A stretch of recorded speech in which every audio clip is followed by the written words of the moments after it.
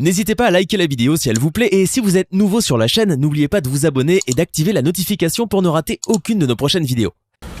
Bonjour à tous et bienvenue à cette communication de l'évêché de Goma. En fait, aujourd'hui, il ne s'agit pas d'un point de presse. Il ne s'agit pas non plus d'une conférence de presse, puisque si j'ai voulu rencontrer les médias, c'est parce que certains parmi vous qui ont suivi mon message à travers dans les églises hier et à travers des cultes, j'imagine, ils m'ont dit qu'il était mieux que je puisse dire ce message devant les caméras. C'est la raison principale pour laquelle je vous ai invité ici aujourd'hui. Je voudrais vous lire mon message dont la teneur est assez claire et peut-être je ferai un ou deux commentaires. Le message que j'ai écrit est adressé aux fidèles catholiques et aux hommes et femmes de bonne volonté. Et le titre est « Ne tombons pas dans le piège de la violence ». Moi, je parle comme pasteur et ma référence est toujours la parole de Dieu. C'est pourquoi je commence mon message en rappelant la parole de Dieu dans la lettre aux Éphésiens, chapitre 6, verset 13. Prenez l'armure complète de Dieu, afin qu'au mauvais jour, vous puissiez résister et après avoir tout surmonté, tenir ferme. Chers frères et sœurs, le conflit qui oppose actuellement notre armée, les forces armées de la République démocratique du Congo, FARDC en sigle, aux rebelles du M23, dans le territoire de Rutshuru, peut pousser d'aucuns parmi nous à la violence. Mais faisons attention.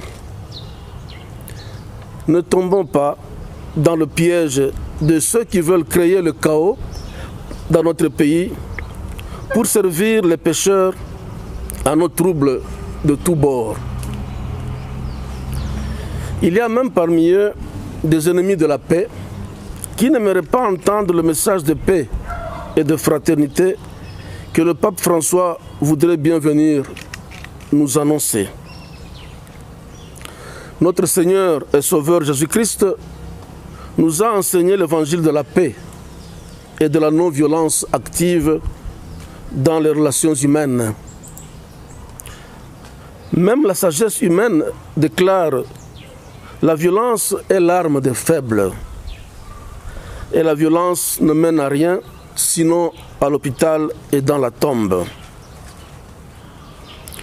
C'est exactement cela qu'avait vécu Goliath devant David.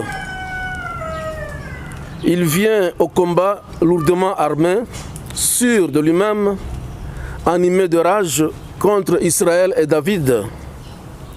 Mais il meurt. David, par contre, n'avait qu'une fronde et 5 pierres et le nom de Dieu. Vous trouvez cela dans le premier livre de Samuel, au chapitre 17, du verset 40 au verset 51. La simplicité triomphe de l'orgueil et de la violence. La non-violence suppose les valeurs de fraternité, de respect de l'autre, de paix, de liberté. L'Évangile nous le recommande. Heureux les doux, car ils posséderont la terre. Nous trouvons cela dans l'Évangile selon saint Matthieu, au chapitre 5, verset 4. En effet, Dieu ne se place jamais du côté de l'orgueilleux. Et l'ennemi de la paix, Dieu le confond toujours. Le Seigneur sonde le juste et le méchant. Il déteste celui qui aime la violence, nous dit le psaume 11, verset 5. Néhémie avait résisté au piège de l'ennemi et à la corruption au milieu de son peuple en s'appuyant sur les ressources divines. L'adversaire cherchait à ruiner les travaux de la reconstruction de la muraille déjà bien avancée pour faire tomber celui qui en avait la responsabilité. Confère le livre de Néhémie au chapitre 4, verset 6. Dans la situation d'insécurité récurrente qui est celle de notre région de l'Est de la République démocratique du Congo, il ressort de la sensibilité patriotique le fait de revendiquer la paix, ce trésor très précieux dont nous sommes privés depuis plus de 30 décennies, plus de 3 décennies, s'il vous plaît.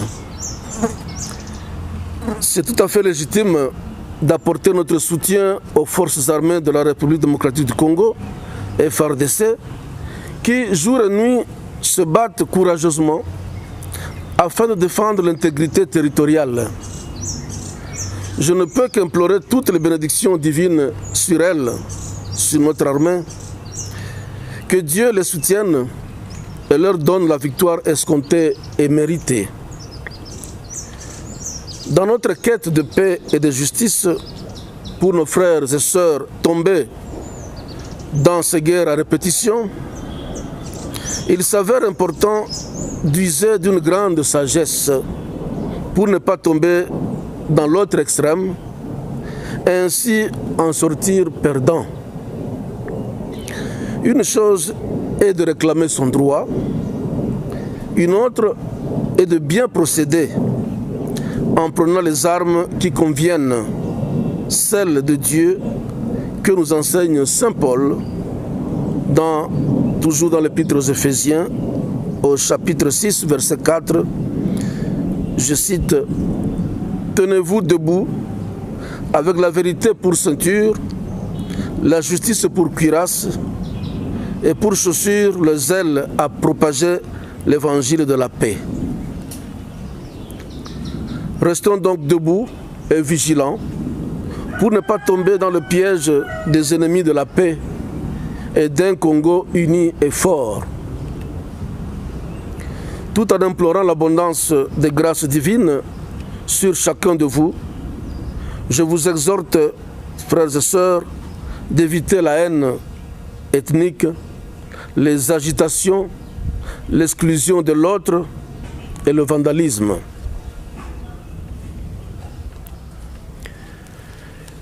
Si j'ai tenu à donner ce message aux chrétiens catholiques et aux hommes et femmes de bonne volonté, c'est compte tenu de la situation que nous vivons actuellement. Vous savez, il y a eu des manifestations le mercredi 15 juin et le vendredi 17 juin, suite à ce qui s'est passé dans le territoire de Rutshuru, la prise de la cité de Bunagana par les M23. Mais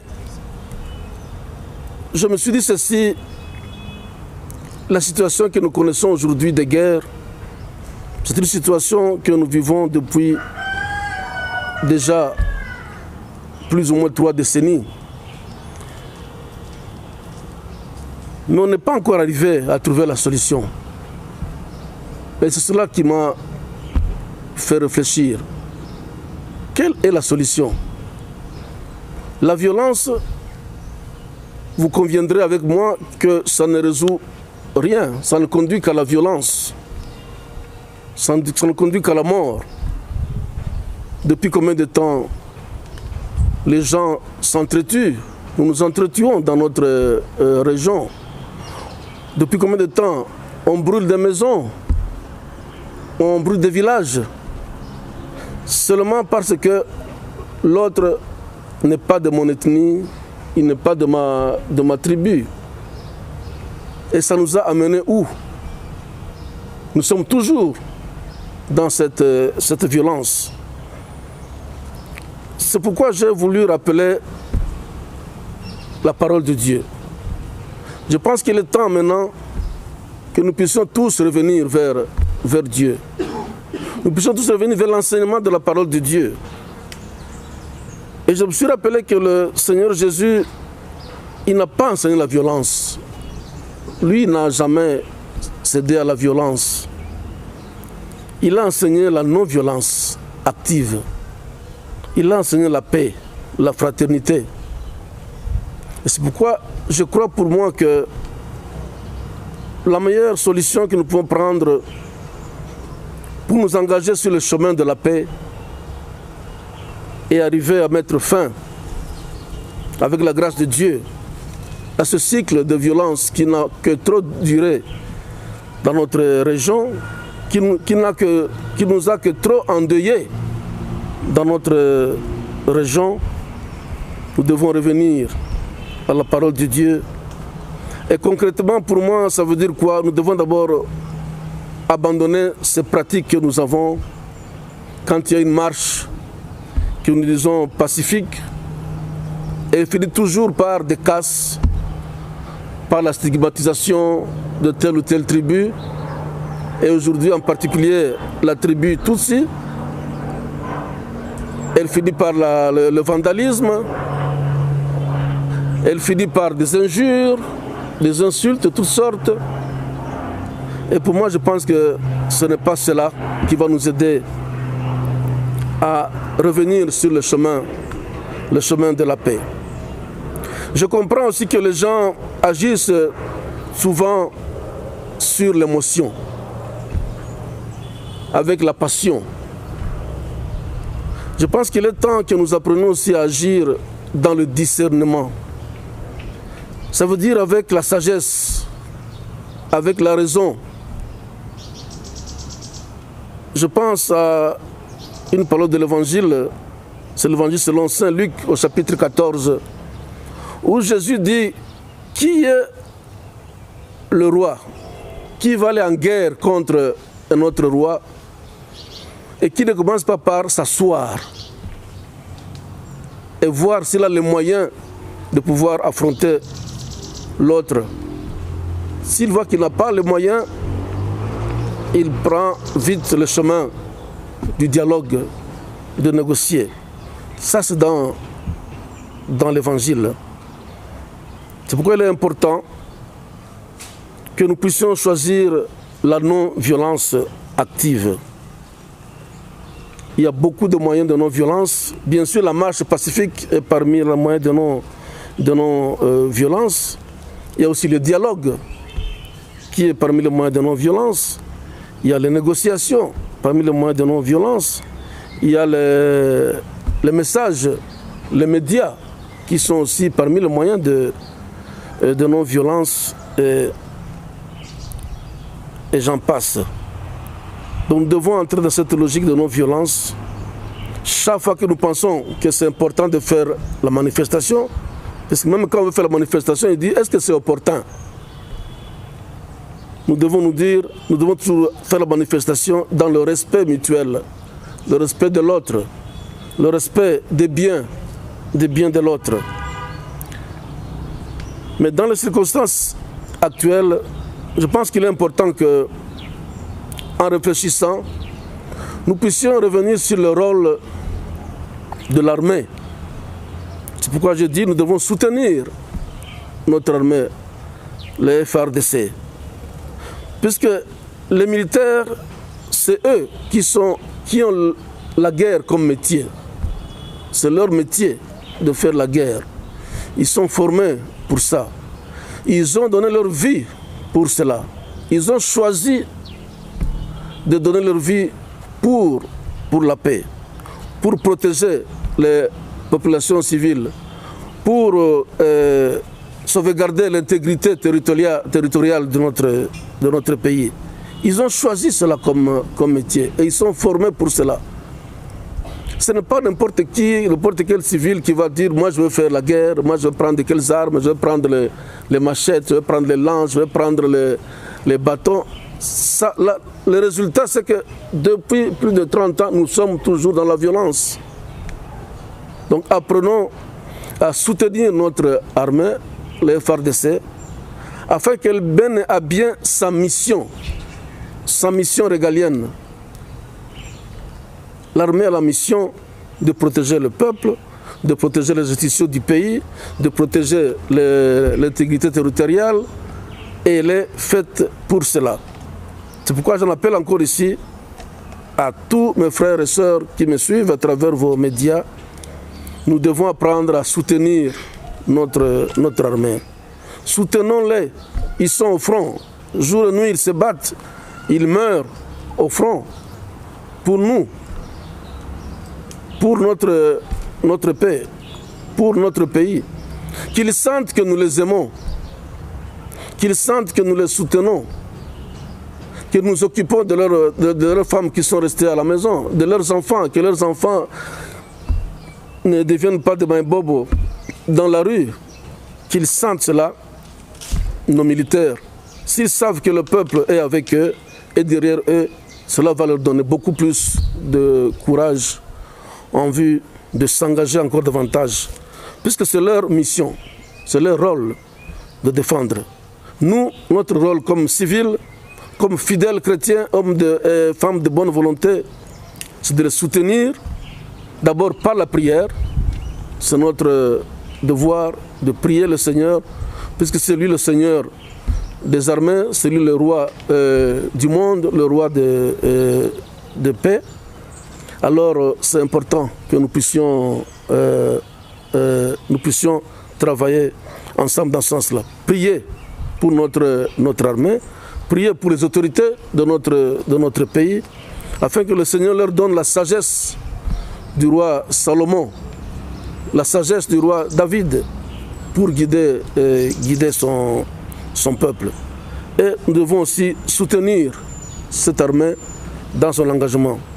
Et l'autre moyen toujours pour nous dans la non-violence, c'est le pardon. Jésus nous a dit pardonnez-vous. Il a dit même pardonnez vos ennemis. Pardonnez à vos ennemis. Aimez vos ennemis. C'est pourquoi le pape François, que nous attendons toujours, avait choisi comme message pour nous, pour le peuple de Dieu qui est au Congo, de nous dire tous réconciliés en Jésus-Christ, de nous inviter à la réconciliation.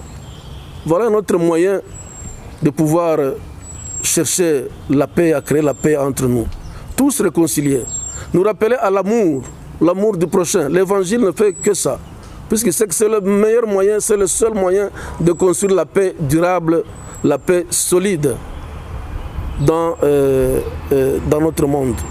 La violence ne conduit qu'à la violence, mais l'amour, la réconciliation, le pardon conduisent à la paix, conduisent au bonheur des uns et des autres.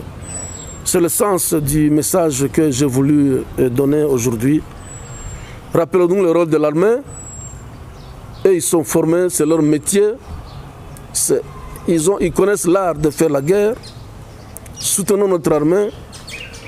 Prions pour cette armée, qu'ils sentent qu'ils sont aimés, qu'ils ont leurs compatriotes derrière eux. Et rappelons-nous la parole de l'Évangile, l'amour du prochain, le pardon et la réconciliation. Ainsi, je vous remercie. Merci. Son Excellence, Monseigneur, comme nous avons la population qui parle beaucoup le Swahili, il vous plaise de pouvoir parler en gros dans la langue Swahili.